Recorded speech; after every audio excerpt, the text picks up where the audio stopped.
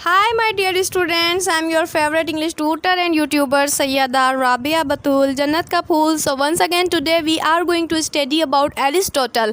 जैसा कि हमने previous video में Aristotle की life के about study किया था, but today we will study because it's demanded. My student said, yeah madam there should be one lecture about Aristotle's idea about slavery यानी गुलामी के बारे में Aristotle ने क्या कहा उसके बारे में आज की वीडियो होगी. So don't skip the video from anywhere, watch from start to end so that you don't miss anything. And I want to say you one thing, that thank you so much everybody for your support. Because of your support today I am on the good position. So let's start. Aristotle, the great Greek philosopher Aristotle, was one of the first. He thought that a slavery was a natural thing and that human being came in two types, slaves and non slaves. So यानी Aristotle जो Greek philosopher थे, उन्होंने ये कहा कि जो इंसान है ना, यानी वो दो टाइप के होते हैं. एक होते हैं स्लेव्स गुलाम और एक होते हैं जो गुलाम नहीं होते.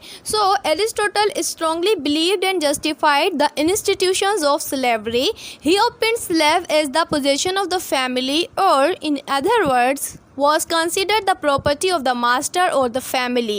He stated that slavery is natural and beneficial to both the masters as well as the slaves. यानी एरिस्टोटल ने स्लेवरी के बारे में कहा था कि स्लेवरी जो होती है, गुलामी, यानी वो मास्टर को भी फ़ायदा देती है और जो गुलाम होता है उसको भी फ़ायदा देती है. अच्छा, एरिस्टोटल जो थे वो बिलीव करते थे नेचुरल स्लेवरी पर, यानी क्योंकि स्लेवरी भी दो टाइप की होती हैं, तो उनकी जो थ्योरी थी, उनके जो आइडिया था वो नेचुरल स्लेवरी के ऊपर था. Slavery is a natural phenomena. The superior would rule over the inferior just as the soul rule over the body.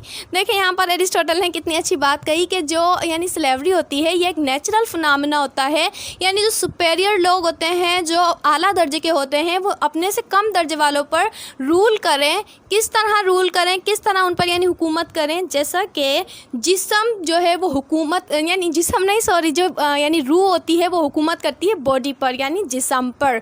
So necessary slaves are considered necessary because they provide leisure that was most essential for the welfare of the state.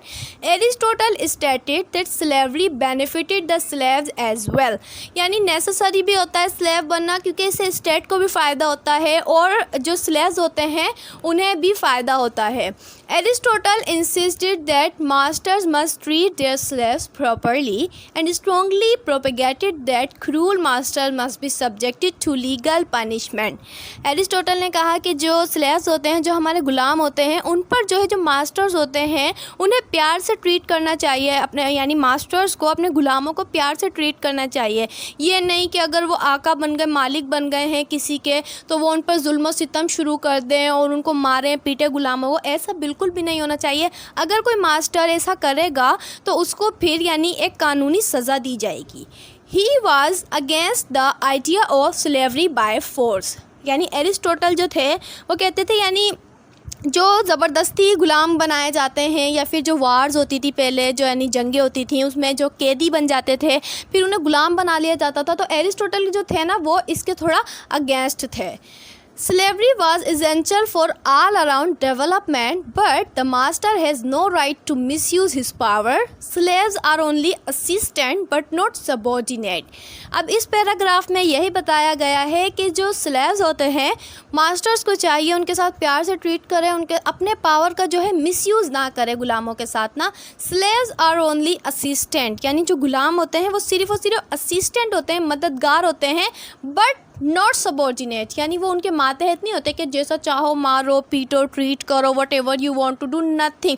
ऐसा कुछ भी नहीं होता, ऐसा नहीं होना चाहिए. ऐसा अगर कोई मास्टर करता है तो उसको लीगल पनिशमेंट दी जाती है. I hope you have got this. Actually I speak so fast because as far as my thought is concern, तो आज की दुनिया में लोगों के पास टाइम जो है बहुत ही कम हो गया है. वो 5 मिनट के लेक्चर को भी सुकून से बैठकर देख लें, वो बहुत ज़्यादा होता है. That's why I speak quickly and rapidly I can say. So my dear students, subscribers and followers, thank you so much for supporting me.